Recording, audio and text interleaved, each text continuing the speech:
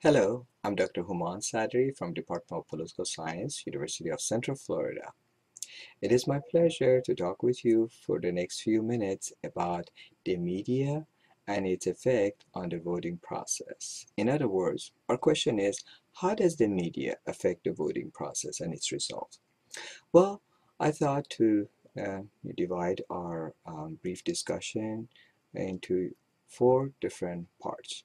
First, we start by talking about the role of the media on the voting process. Then we will talk about the nature and characteristic of media and how these characteristic may affect the voting process. Next, we talk about the three major functions of the media that affects the voting process. And last but certainly not least, we would have a concluding, word in which, we basically bring our discussion to a close. Let's start with the first topic. What's the role of media and how it affects the voting process?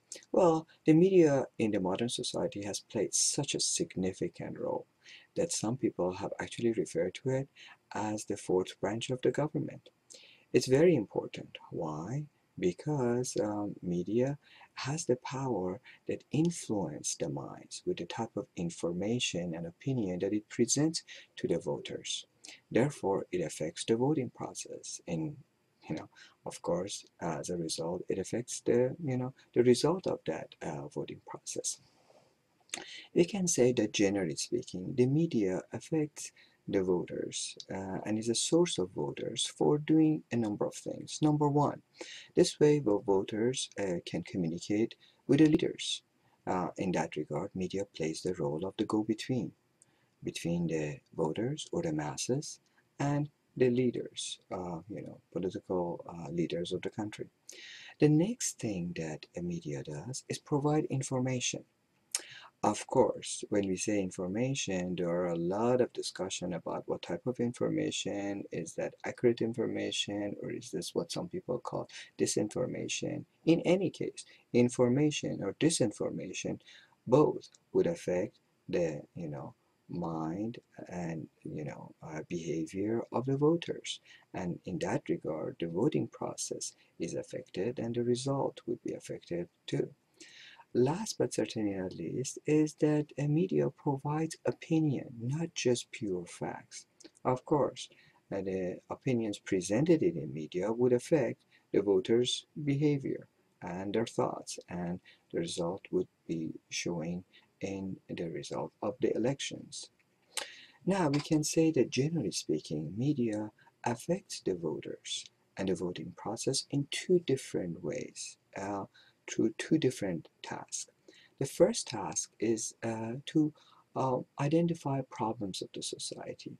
This way, first of all, the masses or the voters somehow uh, get a chance to present their demands, and if these demands are going to be communicated through the media with not only the general public but also, of course, with the leaders.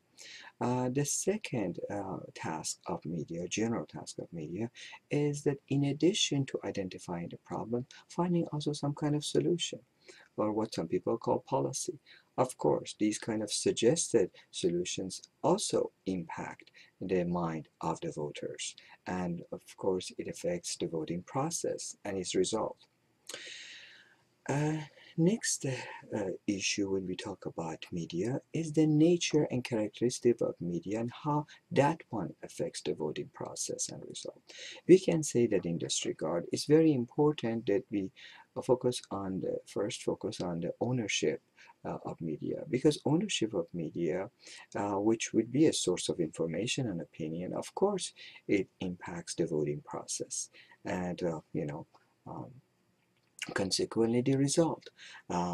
Since in countries like the US, the media is basically owned privately and independently, that would have one type of impact as an independent source of information and opinion, as opposed to countries that are also democratic, like UK, that media in that regard plays a different role. For example, BBC, a very well-known and prestigious British media, is actually receiving most of its budget from the government.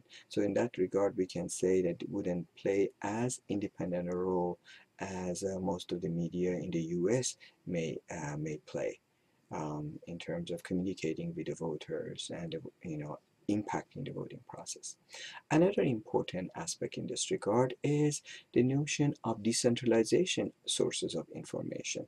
Media in the US is extremely decentralized, and that provides the voters and the voting process with again an opportunity not to focus on one or two cities, but also to focus on anywhere that different types of media, from print to electronics, use it as a center of, producing and distributing their information and opinions.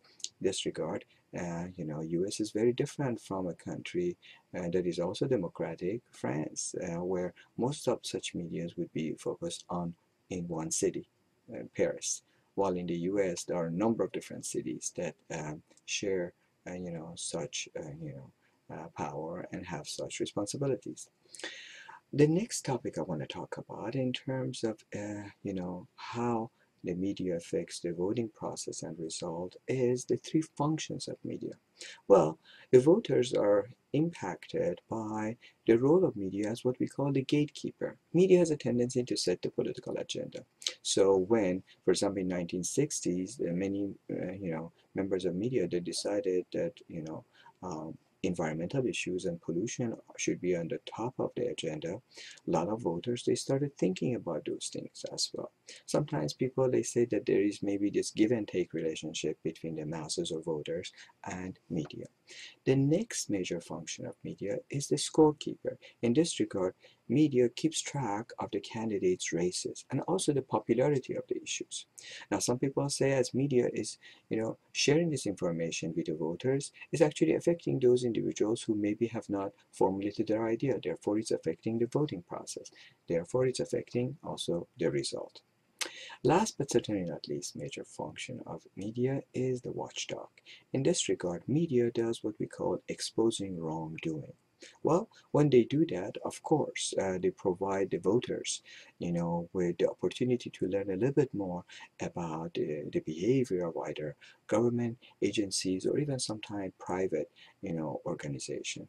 A classical example of how people were affected by such activity of the media was right after Watergate. Then we see that Watergate scandal was advertised. It led to not only resignation of the president at the time, President Nixon. Of course, it had a significant impact on the voters and the voting process. It's a classical example. We can say the same thing actually about some private agencies such as Enron and how that one impacted the mind and behavior of many voters. I think now perhaps with this brief discussion we have a better idea how media affects the voting process. I should conclude by suggesting that the voting process is also impacted by the relationship between the media and the government. The more restriction the government puts on the media, of course, it would affect the voting process, it affects the citizen, the voters, and eventually it affects the result. So the more freedom, the more option that the voters would have. I hope that this very brief discussion has helped you to think a little bit, differently about the media and the impact that it has in the voting process. And I hope you have a wonderful day. Thank you.